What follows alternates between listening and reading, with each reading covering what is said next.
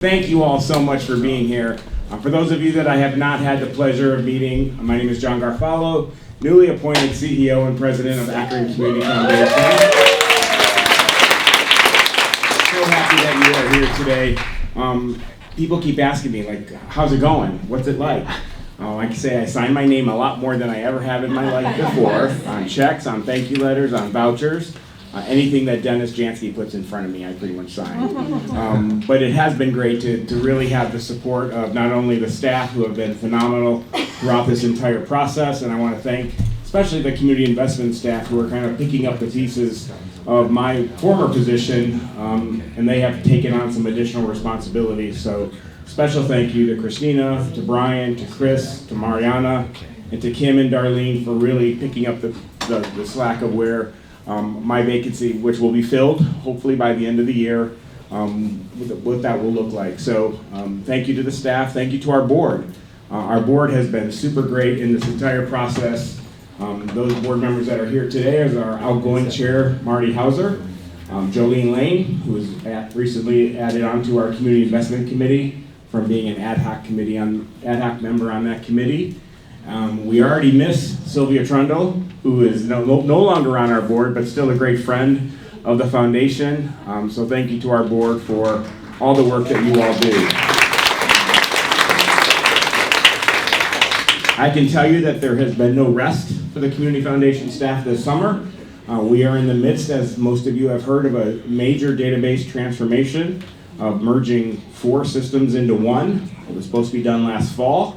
But we are almost ready to push the button and switch over to the new system. Oh, sorry. That's okay. I listen to what Chris tells me. So our new database system is coming along great. We are doing a training session for our grantees next week to learn about the new system, to learn how to sign on and create your accounts.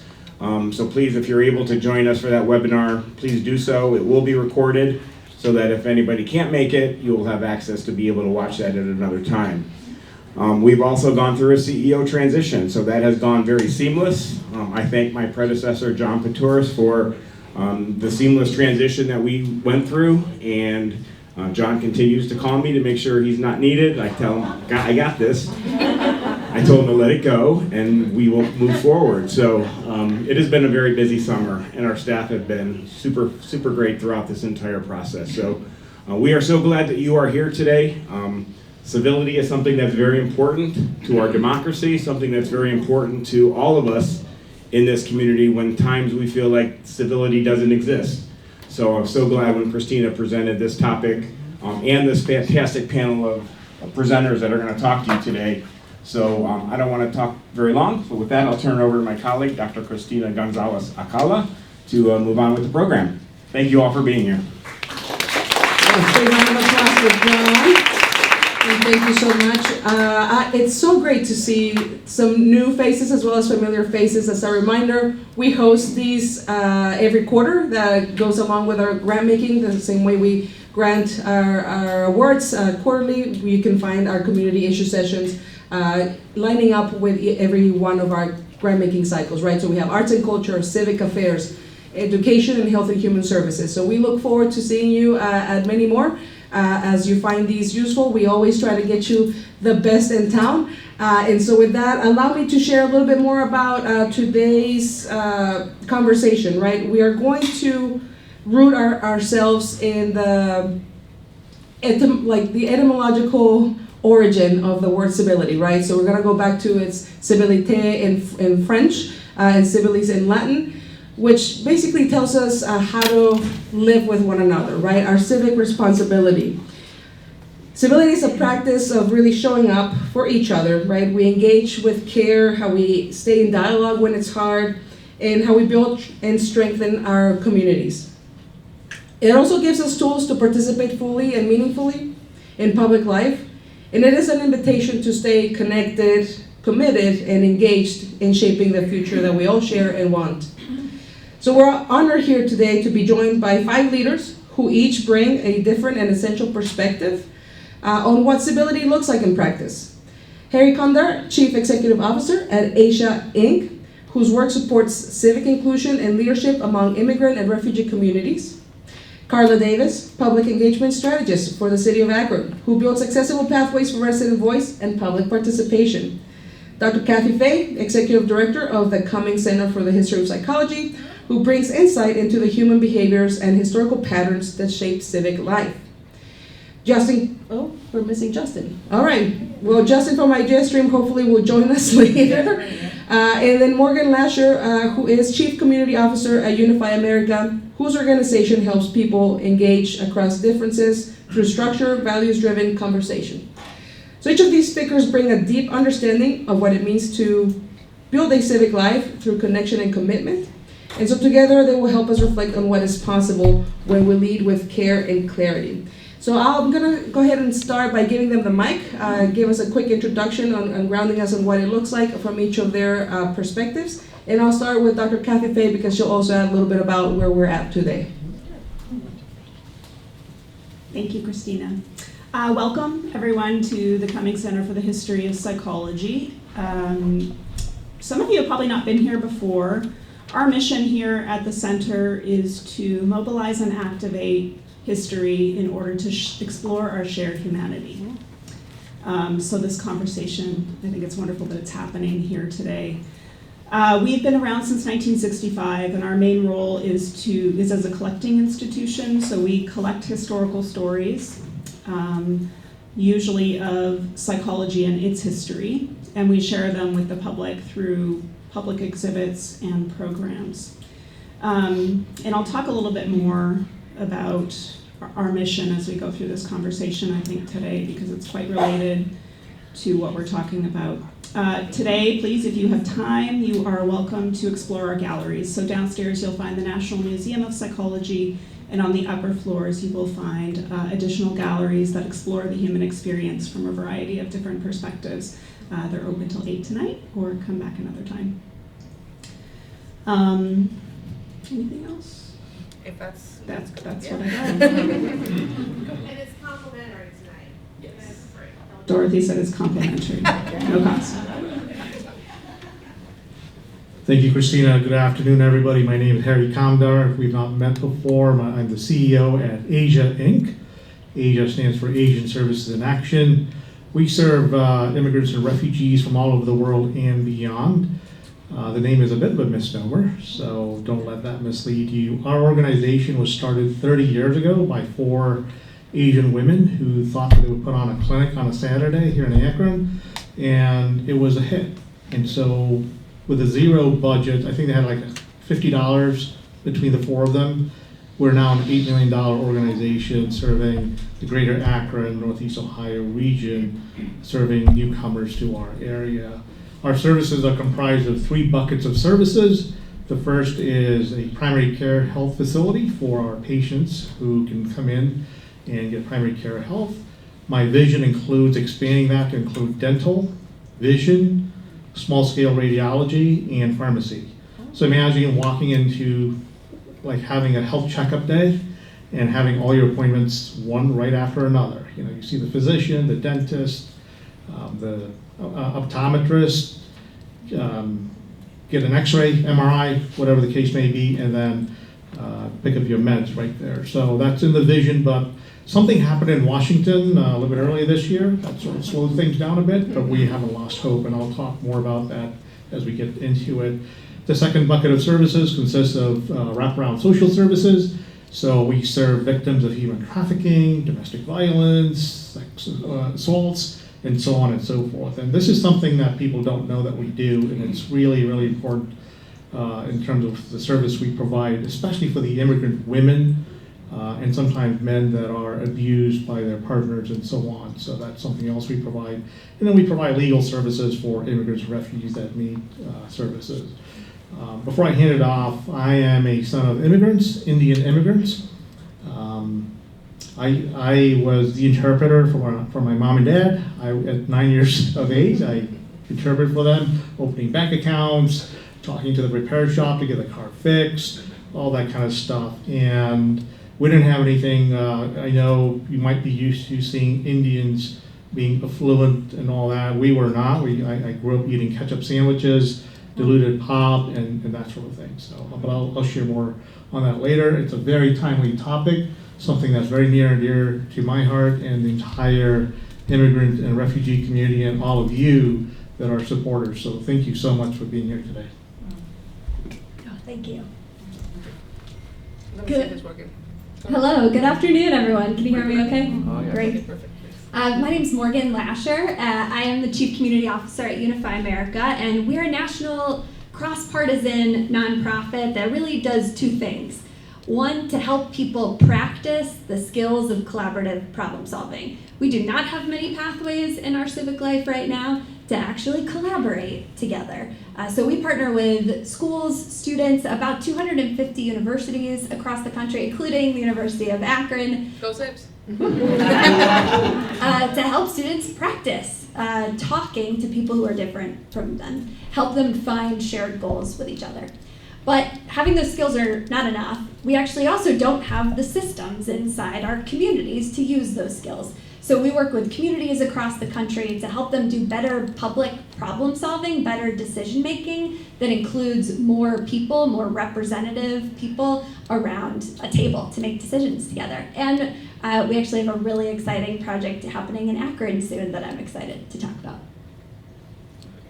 All right. Hello, everyone. It's a joy to be here today. I'm Carla Davis. I am the Public Engagement Strategist for the City of Akron as of May. So I've been in this role for 3 months. Some of you may know me from the community, from past lives. I retired from the Akron Summit County Public Library as the Marketing Communications Director. That's a lot of words. And I rewired as Carla Davis Communications, and one of my roles is the strategist role. You may be aware that Mayor Malik has the Together for Akron platform, and as part of his platform, he has strategists in place. One of the goals of the strategist, there's a health and education strategist, public safety strategist, a youth opportunity strategist, legal and governmental strategist, that's Emma's role, and the public engagement strategist. And the whole effort is to move forward the Together for Akron platform. So it's a joy to be here today. Thank you for the invitation, and I'm looking forward to the conversation. Thank you so much. So let's get going again and talk about connection, right? So Harry, what, as an immigrant, right, and we share that together, how do you build relationships across difference? Yeah, thank you for that question. So first of all, language is the first barrier. We have to make sure that people that we're interfacing with speak a common language. In today's America, we're at an improbable time where in grocery stores I've seen folks scowl at immigrants or people that are newcomers because they don't speak the language. Or as was a case for me yesterday, flying back from Chicago, I was waiting to get my bag checked in, and I was sort of the next one in line. There were multiple lines, and the woman said, "Step back, sir." And then she pointed to another person, a white woman, said, "Step forward, ma'am, you were before him." And she said, "No, I was not. He was." So I thank that woman for speaking up. And so communication is vital, and so that's one thing. The other is culture. When you talk to people and eat common food or appreciate the food they have, or don't turn your nose up at it, I think it's a welcoming gesture. There was a point in time when Mexican food was considered foreign food in this country. Not anymore. And then Chinese food, and it's become common staple. Today, Nepali food is still sort of a novelty, but soon maybe it won't be, and what's going to be the next thing? So America has been such a wonderful melting pot, but I will submit that we need to think beyond that. We need to think in terms of a fruit salad. We need to maintain the individuality that each of us brings, just like every piece of fruit, an orange and an apple and a mango all need to maintain their identity. That way the fruit salad is a lot more sweeter. You don't get bored because it's just the same old thing. It's all apples, for instance. So I think if we can change the conversation of immigrants and refugees from a melting pot where we're asking them to forget everything about their past, but having the best of both worlds, that would be a great way to begin communicating and building bridges with the immigrant community. Absolutely. And bringing us back to your the experience you just shared in Chicago, right? The commitment from the women behind you, right? To speak up. And so now we talk about civility as commitment, right? And commitment about how we engage with each other again, right? How are you committed to your country? How are you committed to your communities? Carla, what does civic commitment look like beyond voting or attending meetings? And Harry just gave us an example. So what else would it look like? Being welcomed to the table. I've spent the last 9 months working on the Akron Innerbelt Master Plan at the grassroots level and trying to get people to stop because life is busy and trying to let them know that their voice matters. I'm sure you're going to get to this later on, but some of what we've heard, there's a sense of apathy with some people who feel like their voices don't matter. So I think the first thing is convincing people that their voice does matter. And then on the other side of that continuum is, well, why should I care? And we've encountered some of that. Why should I care? So I think education, slowing down enough to explain what civic commitment is, inviting people to the table by letting them know, yes, you are welcome here, your voice matters. And when people ask the question, well, why should I even care? Being ready with the answer. Morgan, is this music to your ears? Do share. Yes, oh my gosh, yes. I think when we define community in the Unify America world, there are 4 ingredients that we talk about.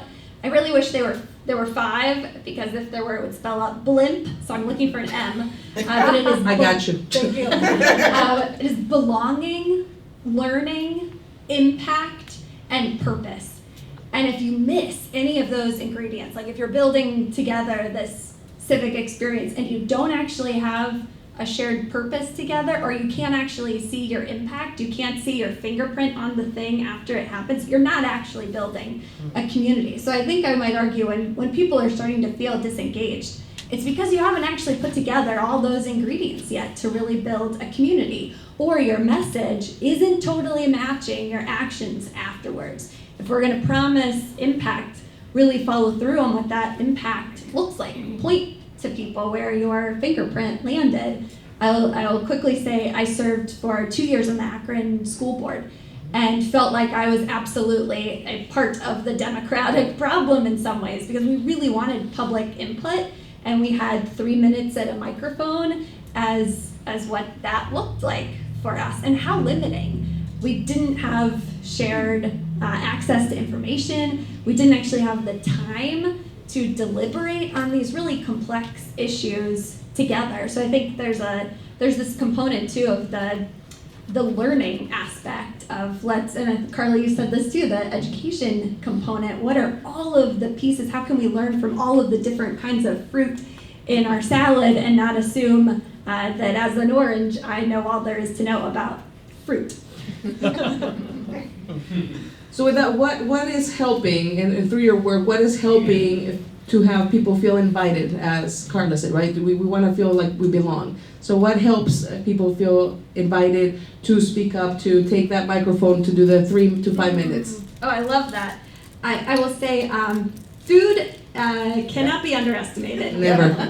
We start all of our public engagement events with a shared meal, or with some kind of shared food. That Breaking of the bread, The right? breaking of the bread is incredibly important, and sharing of each other's cultures in that moment too.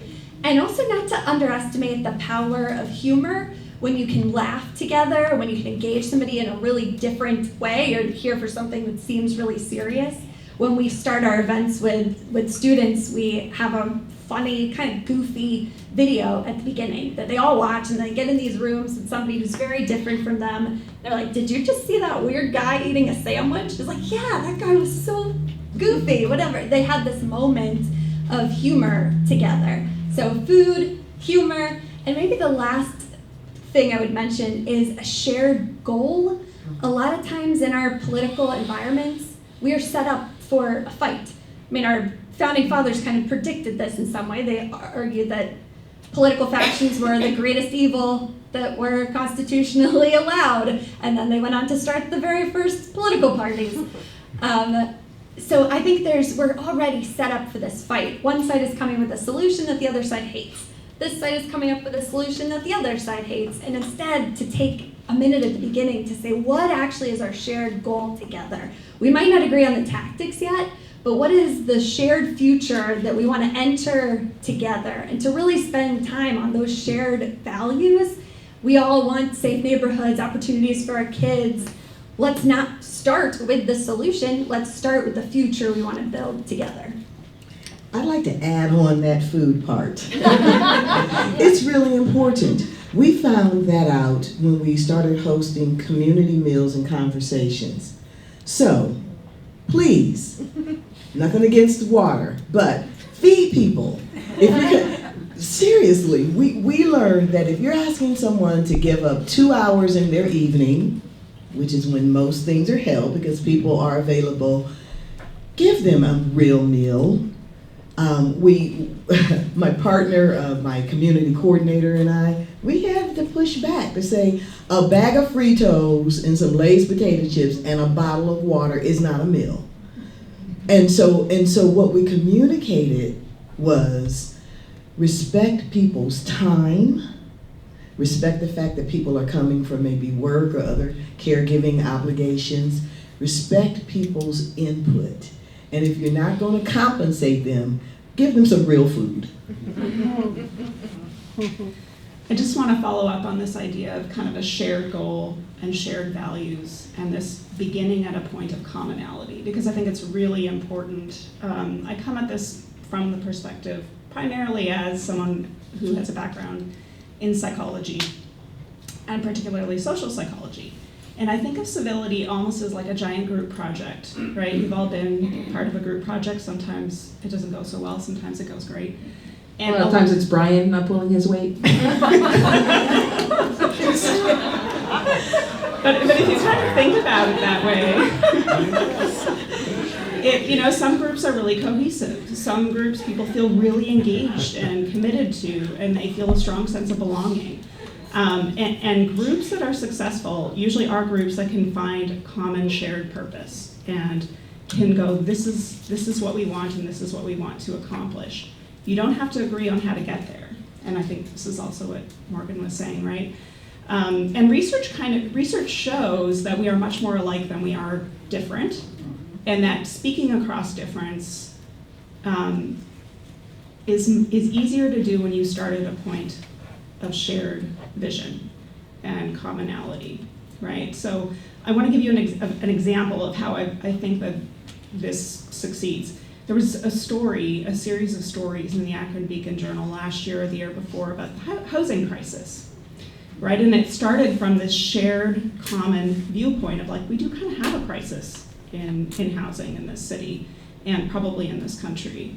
And we all sort of can recognize that together and come together in that common space. And then we can have meaningful discussions about, what civil discussions about what are some of the possible solutions to that and why do you think that is perhaps the best solution while also listening to others. And I think it was a perfect example of coming together around a shared vision and a shared space to be able to talk across difference. So I just wanted to sort of reinforce what Morgan had said about our shared humanity. Absolutely. And you brought up media, right? And Harry, you also talked about language. So we're looking here at narrative and trust, right? We've talked about language, we talked about messaging. So how do these, and this is for the group, right? As consumers of media, right? How do these play a role in how you show up or how you choose to not engage, perhaps stay silent? And how does that affect those within your community circles? Yeah, so I think it's very important that we have different languages represented, instructions in the different languages. For example, in our clinic, we have the various different languages like Nepali, Chinese, Bhutanese. There are different languages that we need to have there. Rather than fight over everything should be in English, I think we should embrace. And one of the great things about English is that English has absorbed words from other languages. That's why it's now a universal language, unlike French, which I like a lot, but they're very particular about accepting words from other languages. So I think that's really a key point there. The other is, related to this, is attire. We are finding more and more instances where Muslim women that are in hijab are being insulted, called out for absolutely no reason. These are peace-loving people. The LGBTQ community, let them be. Let them be. Let whatever issues that you may have be between the higher power and that person. So these are things that we're seeing, and it would be best if America could embrace what our founding fathers taught us. Somewhere along the way, we have lost our way. Our GPS is completely out of whack. Yes, we don't want criminals in this country. We don't want criminals anywhere. The immigrant community has no more a criminogenic element in them than the regular population. Most immigrants and refugees are actually very hardworking people. Yes. And I'll talk a little bit, give you some examples of some success Highly stories. educated too. Sorry? Highly educated. Some of them are highly educated, but some are also grocery shop owners. We give out small loans, and there's a grocery store in town here who we gave a $15,000 loan. Today, that store is grossing over $1 million in revenue, employs over 10 people. These are peace-loving people. They pay their taxes. This is the American dream. Just because the refugees and immigrants of the last 50 years look a little bit different from those that came 100 years ago, 150, 200 years ago, does not make them any less or inferior. They too deserve the right to chase the American dream and not take from America, but contribute, and they are contributing. Any more thoughts? Sure. Related to your question around communication and kind of the ingredients of communication, I got some advice really early on in my government political career. I was student body president at my university, and I got advice to keep everything super simple, the keep it simple, stupid kind of motto. And I actually look back on that as advice that wasn't all that helpful, because sometimes our civic issues are not actually simple. They're really complex. So instead, we've adapted kind of this 3 C's of communications, and that is clear. Be super, super clear about what you're promising, what you're needing to do. The second C is actually complex.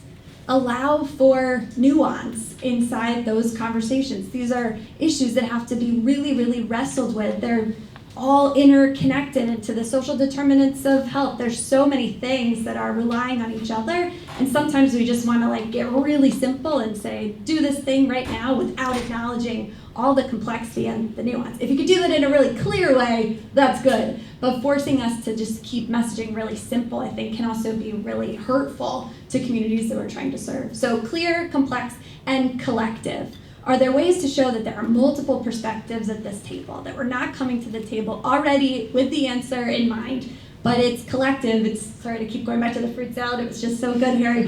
But this is a whole plate of fruit here. This is a collective wisdom conversation and not something that is already one-sided. So clear, allow for complexity, and collective. Okay, here, use this one. Okay. Oh, go ahead, sorry. It's cutting out. To follow up on communication also, I think, again, if we look at research, one of the things we find is that facts are not something that are... Here, it's cutting out. Yeah, let's just use the one that works. Figure it out. Thank you. Okay. Thanks.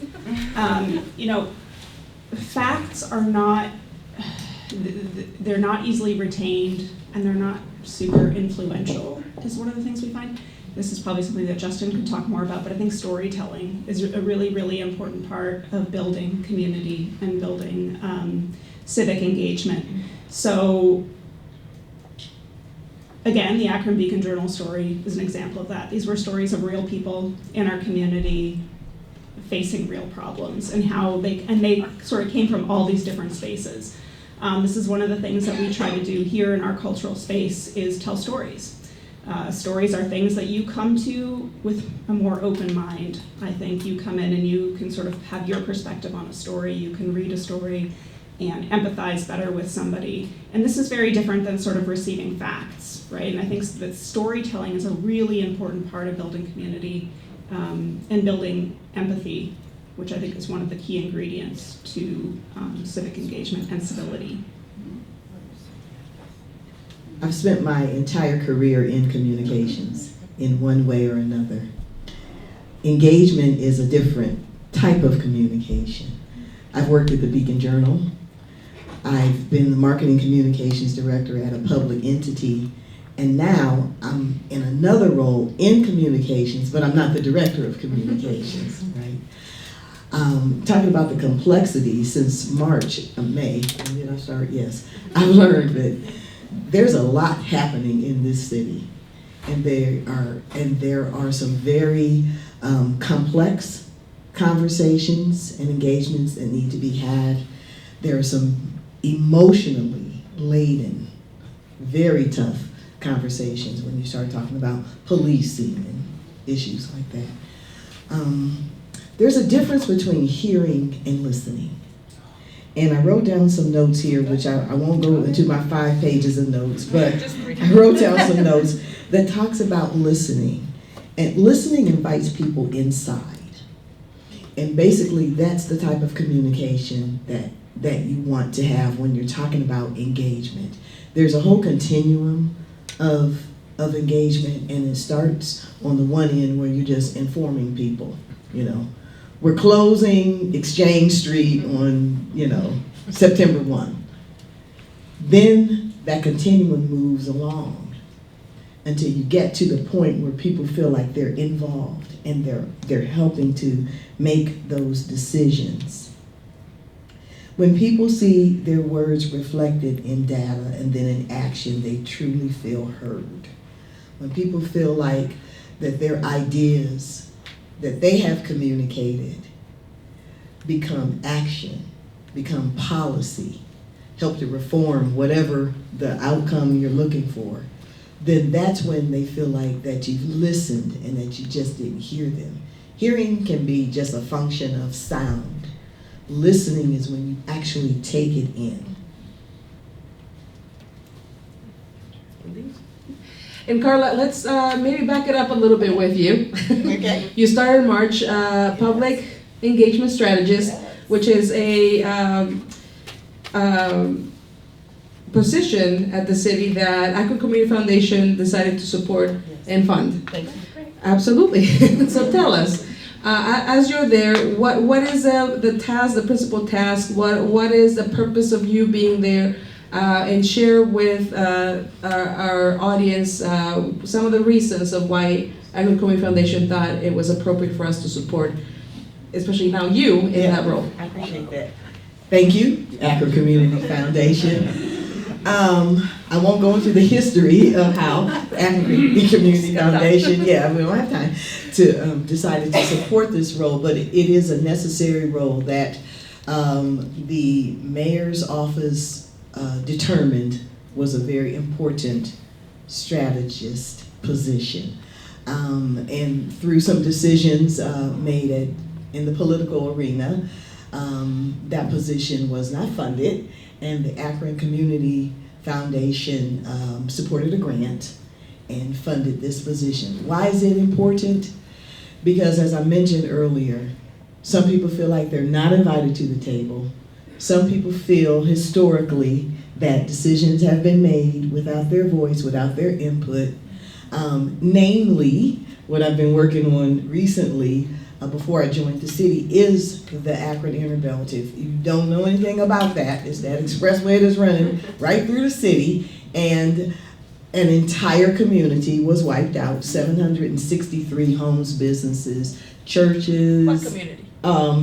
Well, it was the former Lane Worcester community, a predominantly black community. So starting right at 59, where Howard Street begins, all the way down to the end of where 76 picks up, that is considered the Akron Inner Belt. A few years back, the north part, say from north of Exchange Street on, right where Children's Hospital marker is, forward, that was decommissioned. The city owns that property. The southern part, where many of the houses and businesses are located, still belongs to the Department of DOT. City doesn't own that property. They're working on having it decommissioned, but it may take many, many years. Anyhow, 50 years went by before anyone had any conversations about that property. And so when this inner belt engagement started, some people said, I'm not coming, I don't care, nobody said anything, we lost our home.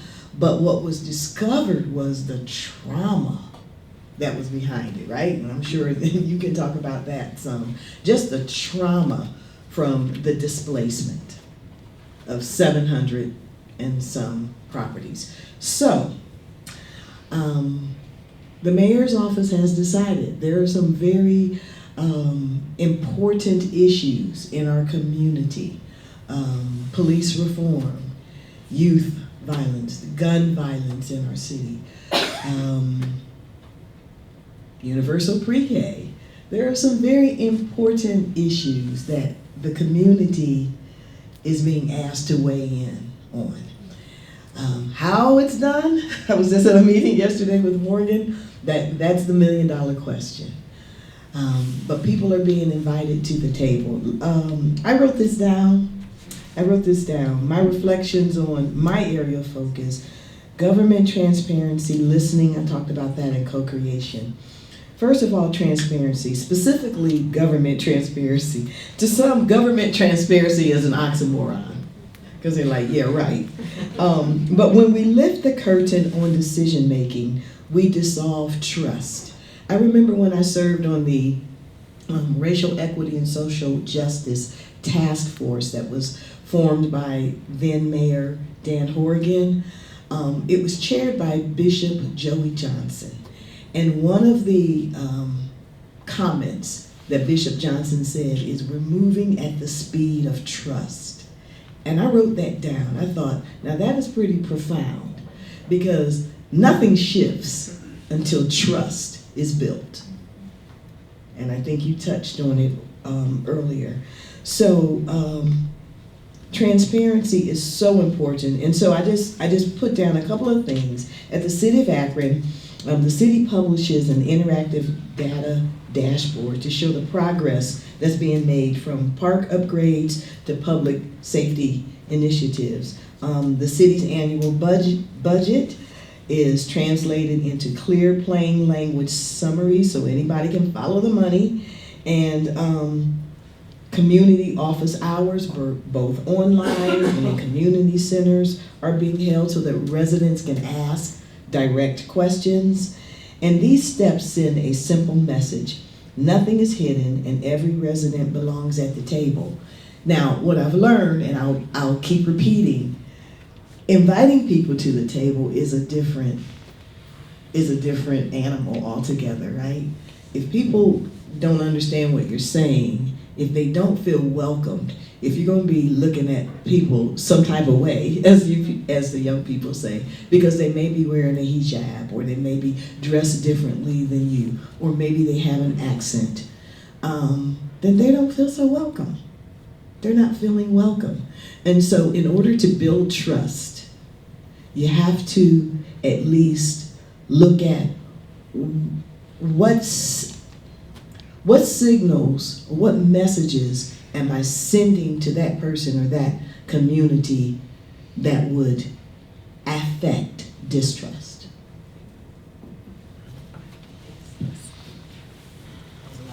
Thank you. Just to build on civic belonging and engagement, Morgan, you really like my fruit salad analogy. So here's another one. I like to think of America as our house. And when you have a guest over to your house, how would you treat them? How would you treat them?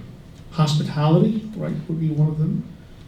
With immigrant homes in North Hill, people who have barely nothing at all, when insurance salespeople go there because they're trying to sell insurance, the insurance salespeople can't get out of the apartments or the small dwellings of the immigrant communities without at least a cup of tea. It's hospitality. And frankly, the immigrant community throughout our history of our nation has done a tremendous job. Think about the Italians that came, and they taught us a lot about hospitality. So it would be great if we would stop thinking in terms of them and us, but thinking in terms of all of us. As Dr. Kathy stated earlier, we have more in common than we do not. And if we can focus on that, that would give a greater sense of community. I had a chance to meet with the mayor's office not too long ago on community relations, and one of the topics was, how do we make Akron a welcoming community? You know, we've been a welcoming community for over 200 years. And I think when you see people like yourself in positions of authority or major key position like the mayor, it makes a person like me, Shama Smolik, and I have fairly common ancestry. And it gives me a sense of belonging. But one of the things I shared was, we have so much vacant land around downtown Akron. Can we not create an international park with flags of different countries? Because when a newcomer sees a flag of the country they came from, it gives them a sense of belonging. It also gives our local population a sense of appreciation for what the world brings to us. We can learn so much from the newcomers as much as they can learn from us. So it's a partnership, truly. Lastly, I don't think we can isolate the newcomers and push them off into a corner and start panicking if they buy a home in our neighborhood. It's like, oh gosh, there goes the neighborhood because such and such ethnicity is now in our neighborhood. We can't be doing that. So the whole NIMBY thing, not in my backyard mentality's got to go. And I think that's how you start creating civic belongings, civic dialogue. I completely agree with listening. I think that's why the creator, whatever your belief system is, gave us 2 listening devices, right? 2 ears and 1 mouth. I think one of the challenging things here around belonging and empathy, I keep using that word because I think it's really important here, is the fact that we spend less time in community together now more than ever, right? If you shop from home, you're not standing in the grocery line with somebody who you wouldn't encounter in your regular, perhaps somewhat siloed life. If you work from home, if you socialize online, I think we just have less opportunities on a day-to-day basis to come into contact with people who aren't already in our circle. And I think that if we're going to sort of move towards civility, we have to figure out how we create those opportunities very purposefully, not just for meaningful civic engagement, but casual encounter with one another out in the world, out in the wild, if you will. Because I think, again, there is some good evidence here that the more you sort of find yourself in contact with people who you don't think are very much like you, you find commonalities. And respect increases and civility kind of increases in those situations as they build up. So I think this is a challenge that we have to think about and address is that sort of, it might be too strong a word, but like the impoverished way that we maybe interact with each other, and how do we kind of accept that and then find new ways of creating space where people are talking across divides, or at least encountering folks that they don't see every single day of their lives. Oh, thank you. I'd love to add on to that too, and maybe share a couple of quick tools that I think could be very useful for that. And the first with just the connections issue. Democracy we see sometimes as a thing we do once a year and we go and cast a ballot. But instead, how can democracy be a daily act and choices that we're making, about connections that we have, places that we go. And I was reminded a couple of different tools as the panel was speaking.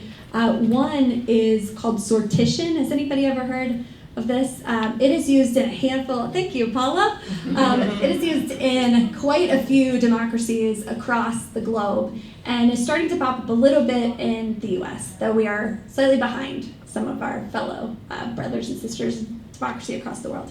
Sortition is a model that uses representative but random selection. So in a lot of our town halls or systems of public problem solving today, whoever is able to show up, or whoever happens to feel welcome at that particular table, which automatically excludes a whole bunch of folks who don't usually feel welcome in some of the spaces that we've made. Sortition, or civic lottery, is basically that. It's almost like jury duty, a big lottery that lots of folks' names are thrown into at random. And then the model that's really, really cool math that I appreciate but don't understand, looks at the demographics or the behaviors or the political ideologies of a place and builds a panel that is representative and randomly selected of that community. This is used a lot in a tool called a civic assembly or citizens assembly, where folks meet over a course of many, many weeks to really study a problem together and then present solutions back to a body who can make those decisions as a government. And maybe one other tool that I am just completely enamored with is one that my team has been training with a group in Canada to learn more about this, and it's called the Civic Concierge Service. And it's maybe kind of what it sounds like, but it helps people who want to be able to show up to civic events or be in other spaces who maybe don't feel welcome, help them get access to it. That might be transportation, that might be care for somebody in their family, that might be a stipend because they have to miss work. So how do we really make it so more of our tables and more of our spaces are welcoming, truly, truly welcoming?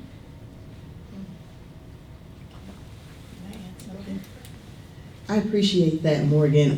One point I wanted to point out, a challenge, volunteer fatigue. Anyone, right? How many of you are tired, right? So, yeah, volunteer fatigue, it's real. And so, try to look for somebody else.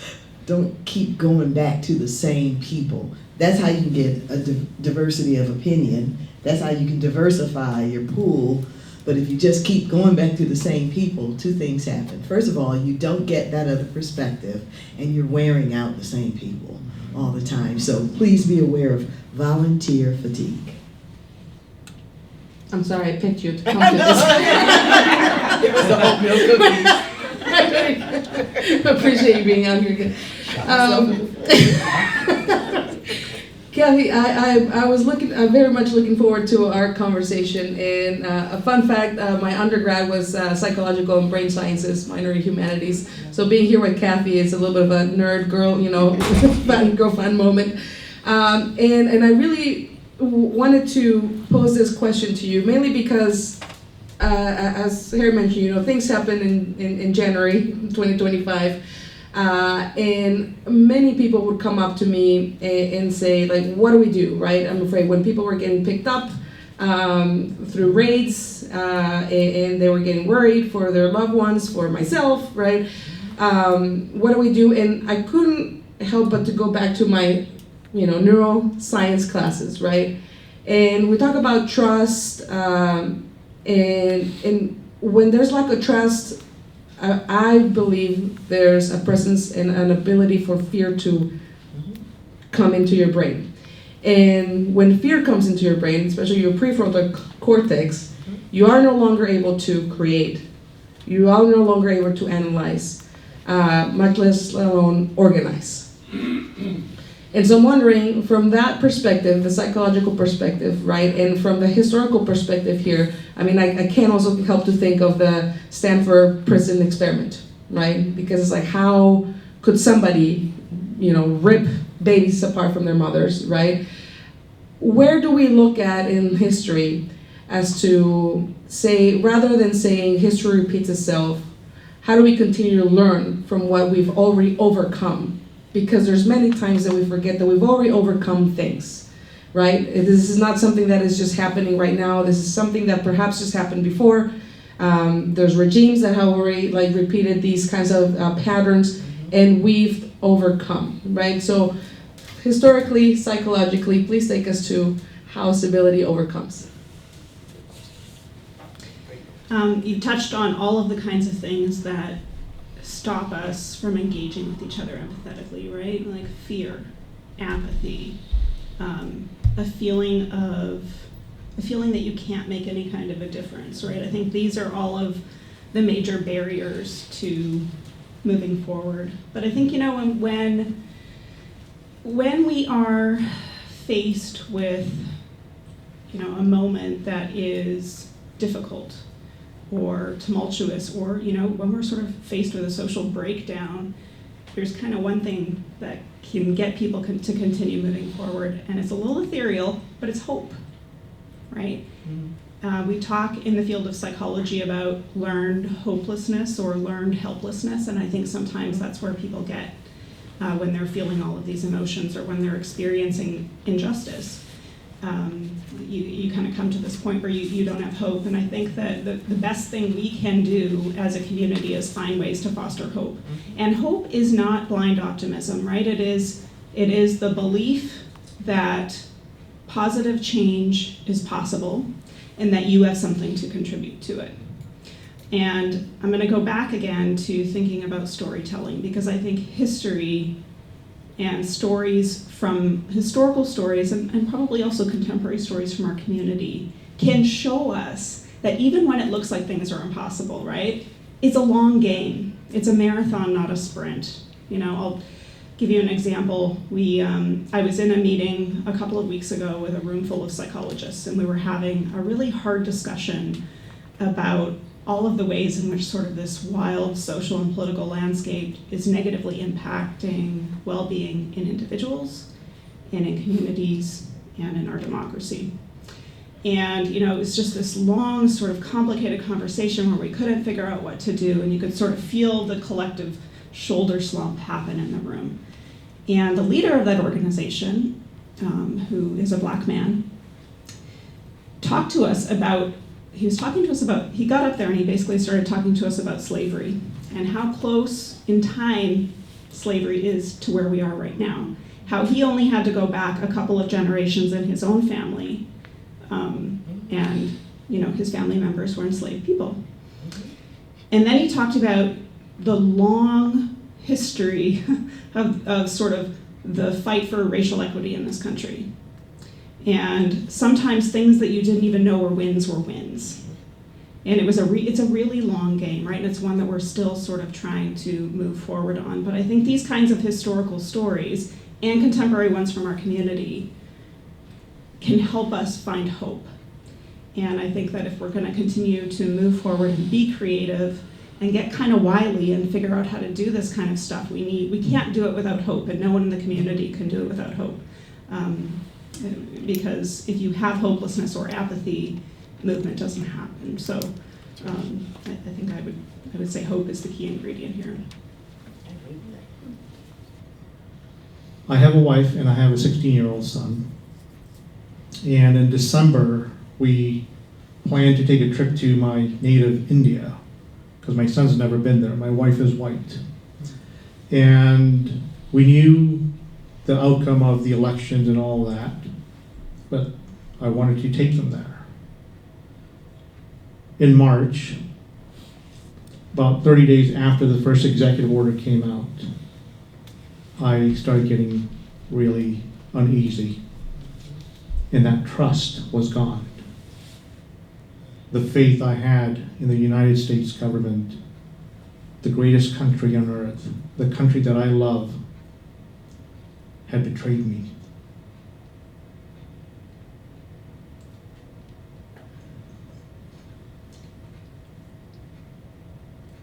And we canceled the trip because my family did not want to see me get detained, get harassed, even though I have a squeaky clean background.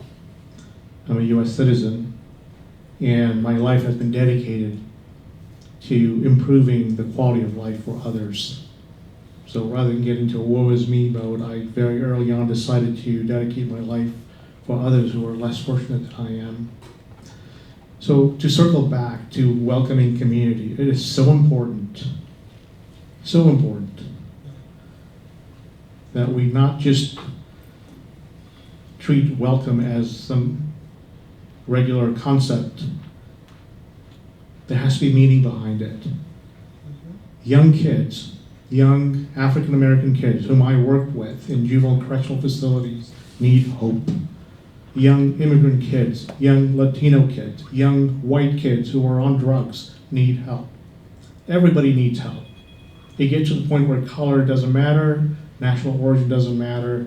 We as a community have to be welcoming of everyone and then start solving this problem as a one American family rather than getting into all these different compartments and treating our house as America's house. This belongs to all of us. And if you give people a chance, they will perform. So I'm sorry, this is a story that I've not really shared before, but I'm just, I was inspired by John Garofalo's story at Leadership Akron and his background, and that kind of inspired me to talk about this. And I'm still, it's a struggle, and I am, got my share of issues to deal with, but I'm trying not to get into a woe is me mode, and I'm trying to help out others that really need help. Harry, thank you. Thank you for sharing that part of you. Thank you. Thank you for trusting this room and this audience enough that you would share that from your heart. And I mean that because you've brought completely back full circle what it means to be civil. Thank you. And you touched on the grief and the trauma that you experienced. And I touched a little bit about on the Inner Belt Project and the grief. It's real. And we can't have proper discourse, civil conversations without acknowledging people's pain and their grief and their trauma, or it will just seem superficial. So thank you for that. Thank you indeed, Harry, Carla, and the whole panel, right? These are the stories, and you talk about, Kathy, the contemporary stories. These are it, right? They're real. They're in our community in Akron, in Summit County. They're not, unfortunately, unique to just us who we're in this panel. And so, indeed, through hope, right? There are abilities for all of us here to step up, to use that civility of how we engage with each other, how we show up for each other. And Akron is a place that has continuously done that, right? We show up for people, we cheer on each other, and through spaces like this, through an On the Table, we look to continue to break bread, to bring the stories together. So with that in mind, Morgan, would you care to share what you guys are working on for Akron and how that might help us keep going? Sure.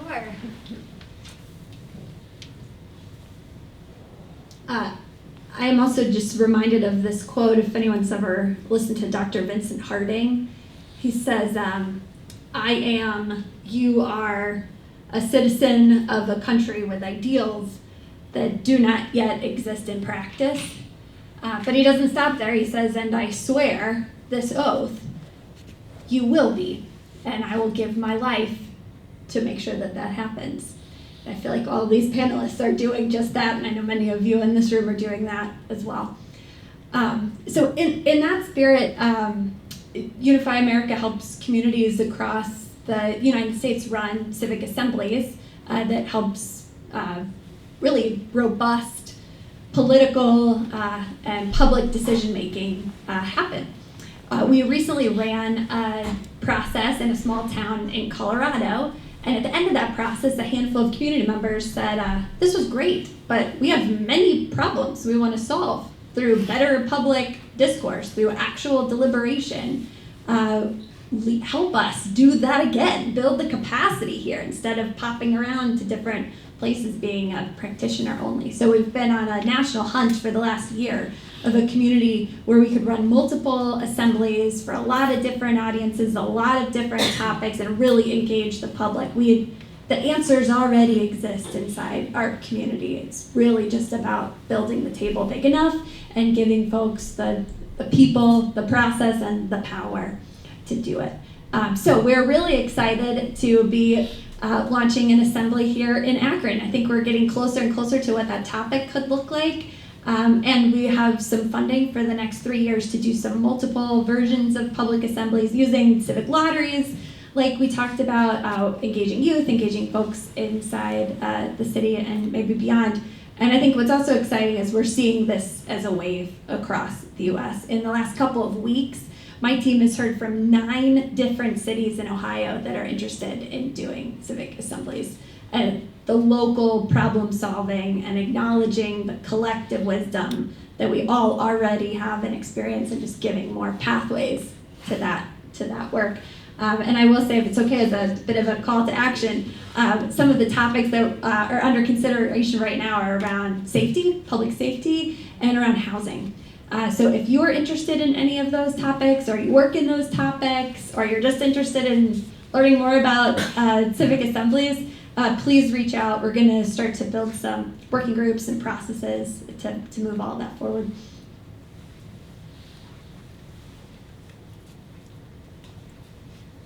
Thank you, thank you. Please, a round of applause to our panelists.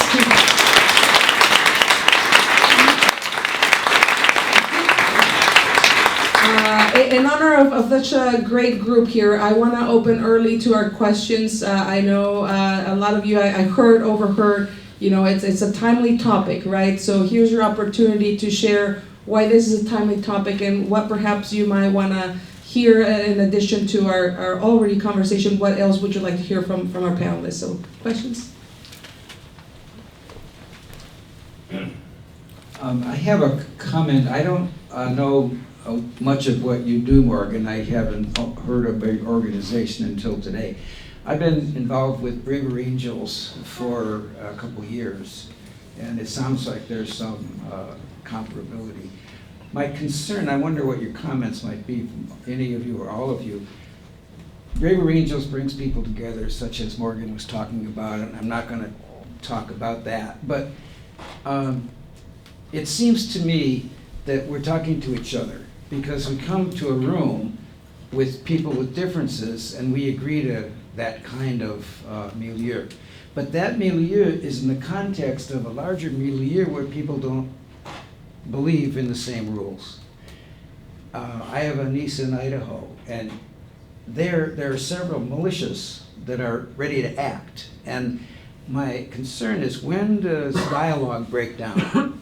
And the image I get is, if I were back in Germany in 1933, could I have had dialogue in such a way that would have brought these people together to say, well, we better change directions? So I'm very optimistic, but I have concerns about dystopia. So any comments? I have a thought.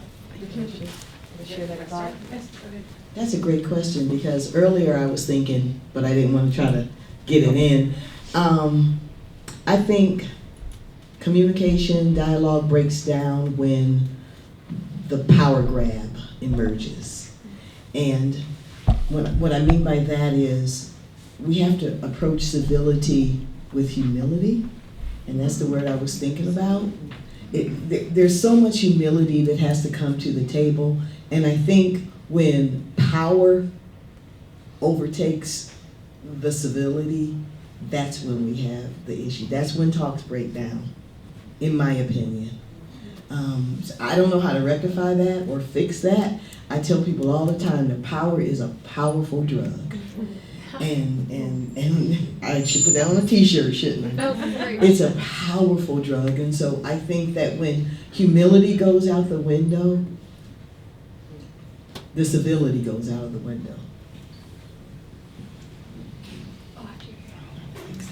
So well said, Carla. It feels like your two questions maybe is, one, who's in the room in the first place? Like, are we actually just talking in our own echo chambers? And then the dystopia of, can we actually solve problems together?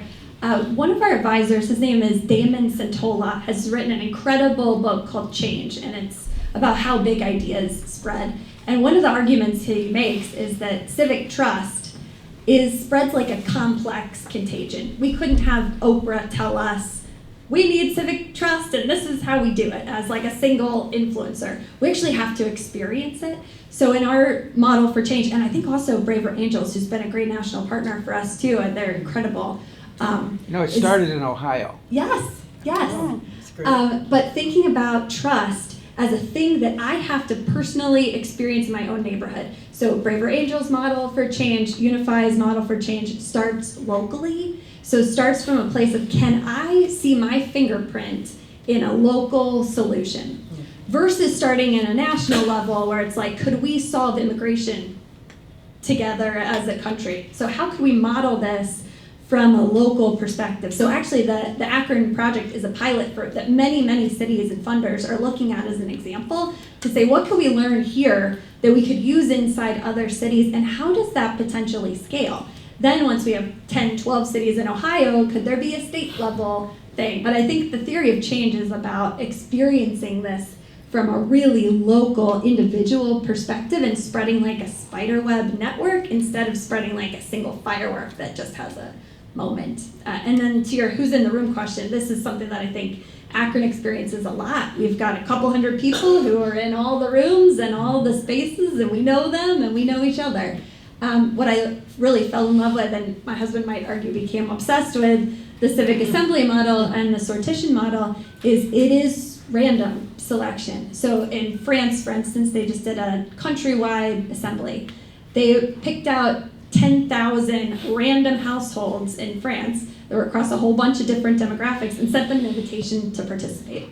So it's not the typical hand raisers who have the time and the money to be able to afford to sit at these kinds of tables. It's truly trying to find folks who usually don't feel welcome or invited. Hi, my name's Beth Field. I'm with the Big Love Network. I wanted to touch a little bit on the fears of dystopia and some of the things that were circulating right now. I think when we use the word power, it's really important to give a definition to that word. And the definition that I always use as a community organizer is power is simply the ability to act. It's not something that we have to fear. There is the ability to act either over one another and create systems of dominance, which is what we're used to seeing in this country with our long history of colonialism and slavery. But there's also ways to build power with one another. We've seen it in South Africa.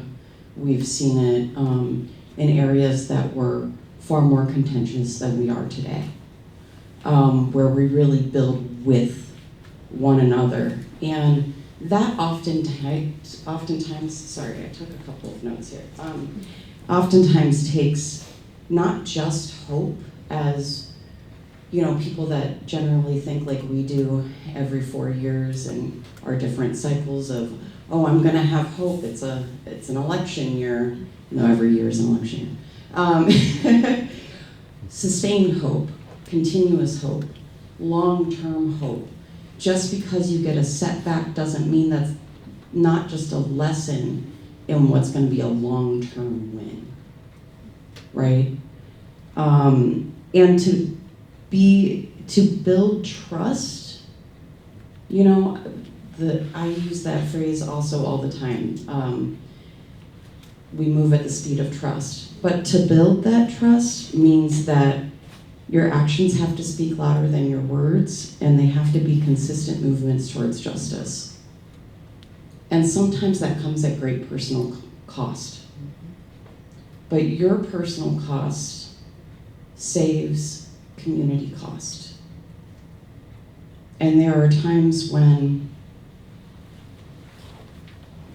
we swear if just our neighbors would circle somebody outside of their home, then the agents couldn't get in. And that might mean 1 or 2 people get arrested by the local police doing that. But that means that someone else doesn't get deported and potentially killed by what we know is a slide into fascism right now. And that is something that is really uncomfortable. But as I hope we all know, as people that have lived lives, that comfort keeps us from growing, keeps us isolated and away from one another, that sometimes we must be uncomfortable in order to move forward. So I want to encourage everybody in this room to get uncomfortable.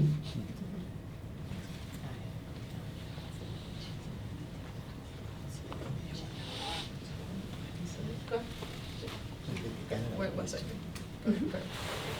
Bring it over here. I leaned over and I told Christina, I said, I had a great aunt that was lynched in Georgia in 1916. So yeah, this is nothing new to, at least for some of us. You just have to keep moving forward, but you don't forget, you know, especially when it's real and it's happened in your family.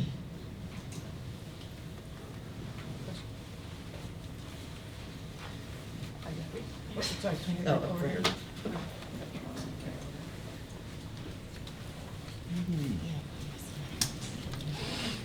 Thanks. This may sound very elementary, but can a lot of this begin with just smiling at each other? I mean, when you see someone who's different and you know they've been harassed, when I see someone in a hijab, or I see in our neighborhood we have Muslims, we have Indians who are in the full garb and so forth, and we have all different cultures, and I just can't help but smile at everyone. And is that helpful? Smiling at people? It's a start. No, it's not helpful? It's a start. Okay. It's very basic. It's very basic, but I mean, I'm holding the mic, so I will comment briefly. Yes. I think it's important to think about civility at every single level of your existence, right?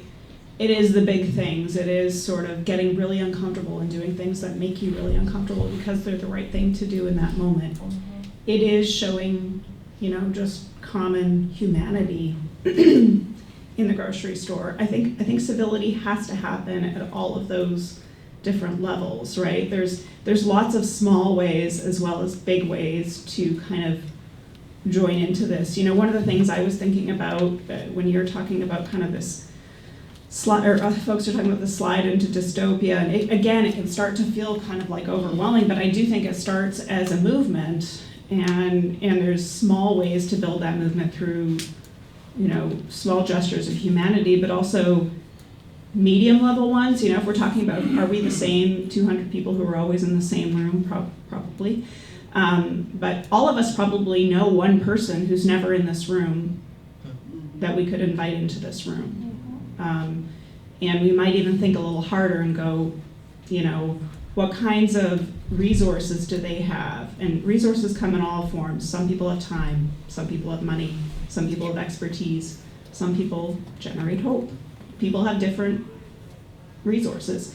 So I think, you know, that's a tiny little thing that everybody could do just to sort of, it doesn't seem like it's going to stop us from sliding into dystopia, but it is one step on in that movement, I think. So just sort of reiterating, kind of coming at this at every level, wherever you have resources and the capability to do so, or where you can make resources or find them, is a move in the right direction.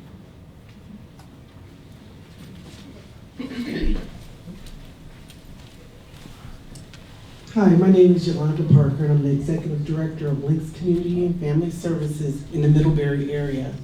And one of my concerns is because we are a small entity in the community, we get left out of a lot of things that we could potentially give good advice or information about. And so I would really like for people to consider the small entities that are doing the grass work in the community to be actively involved in at the table when things are transitioning. I think we have a lot to offer.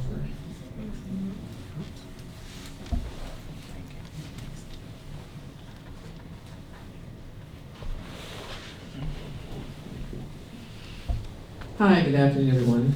My name is Jolene Lane. I am currently the director of the innovation team with the City of Akron, but I have a very long career in higher education, mostly working in diversity, equity, and inclusion.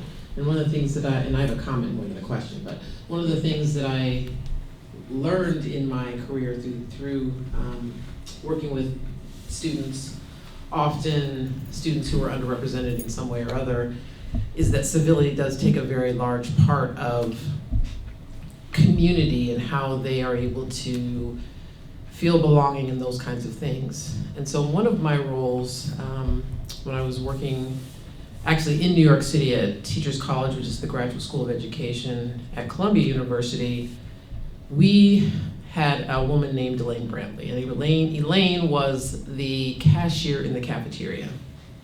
And she knew everyone loved her, she loved everyone, she knew your children, she knew your children's children, she knew everything about everybody.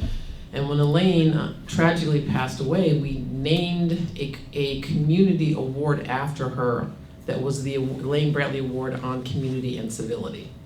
And so as I've been sitting here, I've been thinking about how all of these organizations in the Akron community, and we're all so intertwined, and there's an award for many things. The Akron Community Foundation has an award. Leadership Akron has an award. Every organization tends to have an award, and so perhaps I've been thinking that somehow we can, in some combination of something, have an award for community and civility, because what I've discovered in each year, being the person who planned that award each year and running the committee of selection and all of that, that just having the acknowledgement about community and civility annually made people think about community and civility and think about how that person impacted the community in a very civil way. It made people, particularly around the timing of that award, people were just more civil. They were kinder. They were really acknowledging and thinking about it. So I just thought I would share that, because I have seen how much just having that concept acknowledged by an award made people think about it and behave in that way sort of much more concretely all the time.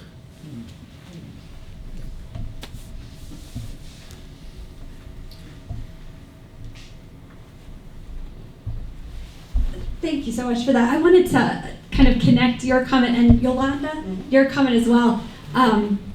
It is reminding me of something that Reverend Robert DeJournette in Akron says often, that we are resource rich, but sometimes collaboration or coordination poor.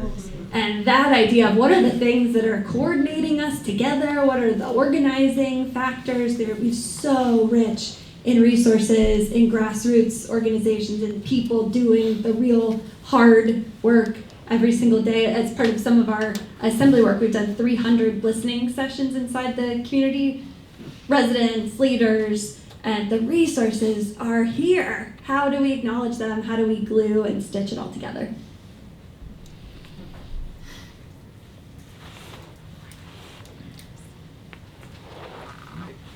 All right. All right. So, yeah, I'm sorry I didn't introduce myself before. I'm David Simpson, retired, but I took a little job at Faith Lutheran Church as their outreach coordinator. I'm struck by the lack of outrage comparable to what I experienced during the Vietnam War. When there were incredible movements, I was very involved in that. I got arrested a couple of times, but I don't see that kind of outrage coming into action, especially not with young people.